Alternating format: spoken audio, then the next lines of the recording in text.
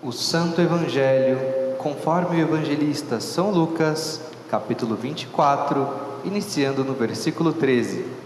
Glória te seja dada, ó Senhor. Nesse mesmo dia, 2 dos discípulos estavam a caminho de um povoado chamado Emaús, distante uns 10 quilômetros de Jerusalém. Eles conversavam sobre todos estes acontecimentos. Enquanto conversavam e discutiam, o próprio Jesus se aproximou e pôs-se a acompanhá-los. Seus olhos, porém, estavam como que vendados e não reconheceram. Perguntou-lhes então: que conversa é essa que tendes entre vós pelo caminho? Tristes, eles pararam. Tomando a palavra, um deles, de nome Cleofas, respondeu: Tu és o único peregrino em Jerusalém que ainda não sabe o que aconteceu lá nestes dias? Ele perguntou: o que foi? Eles disseram: a respeito de Jesus de Nazaré, que tornou-se um profeta poderoso em obras e palavras diante de Deus e de todo o povo. Nossos sumos sacerdotes e nossos chefes o entregaram para ser condenado à morte e crucificado. Nós esperávamos que fosse ele quem iria libertar Israel. Agora, porém, além de tudo, já passaram 3 dias desde que essas coisas aconteceram. É verdade que algumas de nossas mulheres nos assustaram. Elas tinham ido de madrugada ao túmulo e não encontraram o corpo. Voltaram dizendo que tinham tido uma aparição de anjos e que estes afirmaram estar ele vivo. Alguns dos nossos foram ao túmulo. Acharam tudo como as mulheres tinham dito, mas não o viram. E Jesus lhes disse: ó homem sem inteligência e de coração lento, para crer o que os profetas falaram, não era necessário que o Cristo sofresse tudo isso para entrar na sua glória? E começando por Moisés e por todos os profetas, foi explicando tudo que a ele se referia em todas as Escrituras. Quando se aproximaram do povoado para onde iam, Jesus fez menção de seguir adiante, mas eles o obrigaram a parar. Fica conosco, pois é tarde e o dia já está terminando. Ele entrou para ficar com eles.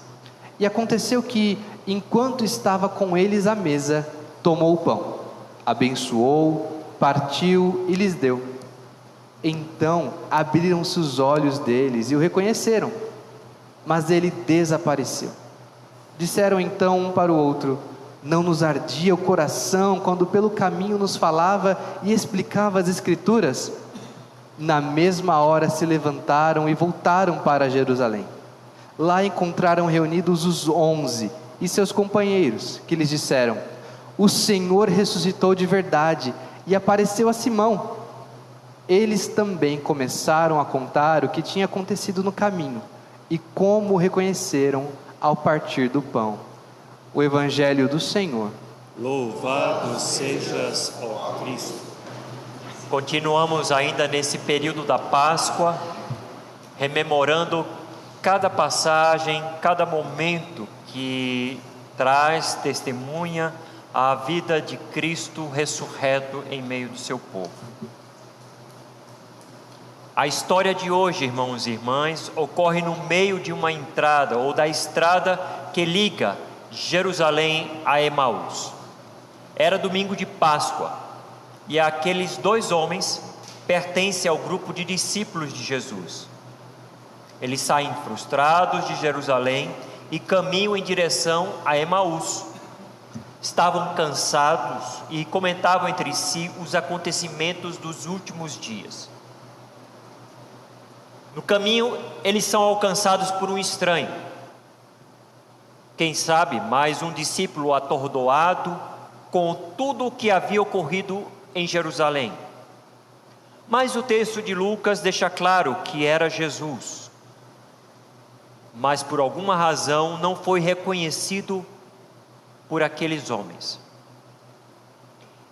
Isso muitas vezes acontece no dia a dia, com muitos de nós que vivemos em uma grande cidade. O tal estranho já havia acompanhado os 2, pergunta sobre o que estão conversando. Eles acham um absurdo com aquele estranho vindo também de Jerusalém que não estava sabendo o que estava acontecendo, ou os acontecimentos sobre a morte de Jesus de Nazaré. O mundo havia caído ao redor e aquele estranho perguntava sobre o que havia ocorrido nos últimos dias em Jerusalém. Jesus, como um bom mestre, realiza a chamada anamnesis, ou seja, o faz contar os fatos que vivenciaram. Quando repassamos os fatos em nossas cabeças, e verbalizados através de nossa fala, podemos nos surpreender como eles têm um efeito poderoso dentro de nós. Então, um deles, chamado Cleofas, começa a contar os fatos, pensando em situar aquele estranho, aquele pobre alienado. Ele diz que Jesus de Nazaré é um profeta poderoso em atos e palavras. Ele diz também que ele foi morto pelos sumos sacerdotes e os chefes. Em terceiro, logo ele, o que esperávamos, ser o libertador de Israel. E por fim, depois de 3 dias, algumas mulheres e até os próprios discípulos dizem tê-lo visto vivo. A saída daqueles homens de Jerusalém para um lugar chamado Emaús parece ser uma fuga desalentadora do local da vitória dos discípulos de Jesus para um lugar qualquer. A saída daquela dupla era o abandono da fé, capaz de enfrentar qualquer obstáculo para um lugar da descrença, do fracasso. Bater em retirada porque a guerra foi perdida. O evangelho de hoje nos chama a atenção que para compreender a Páscoa é preciso estar atento aos sinais da palavra de Deus e aos fatos que ocorrem todos os dias ao nosso redor, nas esquinas da cidade, através dos noticiários, enfim, fatos que estão ocorrendo e que nos encontramos imersos, talvez não conscientes, mas imersos nesses acontecimentos que estão se dando ao nosso redor. Parece que nada, irmãos, nada poderia abrir os olhos dos discípulos de Emaús e enxergarem Jesus ao seu lado. Nem o testemunho de mulheres, nem dos discípulos, apesar dos 2 elementos entrarem na análise deles, dos discípulos de Emaús. Ao tentarem rever quem era Jesus e sua história, ou seja, fazendo a anamnese, eles não conseguiam transcender além dos fatos que seus olhos são capazes de enxergar. Ou seja, a cruz acabou com tudo. A cruz foi a resposta violenta àquela mensagem de Jesus Cristo e a quem ousar seguir esse Jesus. Eles permanecem sem expectativa e não fazia sentido mais estar em Jerusalém, o local da crença, da fé. Jesus então entra na conversa tentando trazer a atenção deles, já mergulhada na desilusão, para rever os fatos através da palavra de Deus. Jesus mesmo interpreta a palavra de Deus, dando sentido a tudo. Mesmo assim, a incredulidade dos discípulos de Emaús continuava obscurecendo as mentes. É interessante esse trecho. Jesus faz a interpretação das Escrituras. E mesmo assim, esses homens não enxergam.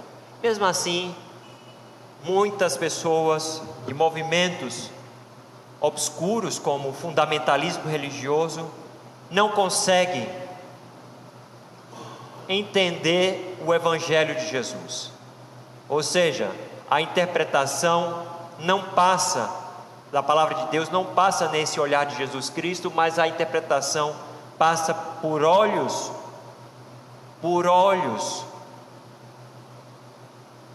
que se acham autônomos, autossuficientes e lê a Bíblia e interpretar da forma que acha que é a mais ortodoxa. Esse é o grande pecado do fundamentalismo. Tudo passa-se na mente dessas pessoas que se acham conservadoras, mas são fundamentalistas.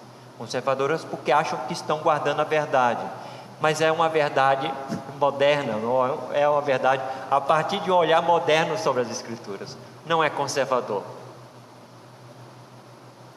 O Evangelho em si, ele é capaz de nos ajudar e nos libertar das amarras, das algemas que vivemos em nossa sociedade. Jesus chegando próximo à aldeia, faz o gesto de continuar seguindo, mas foi convencido a permanecer com aqueles discípulos, pois já estava caindo a noite. Não era bom sair à noite, né? A noite sempre é um momento de perigo para aqueles povos, né? A noite significava assaltos, ficar ao relento, tudo poderia acontecer. E nesse sentido, os discípulos de Emaús foram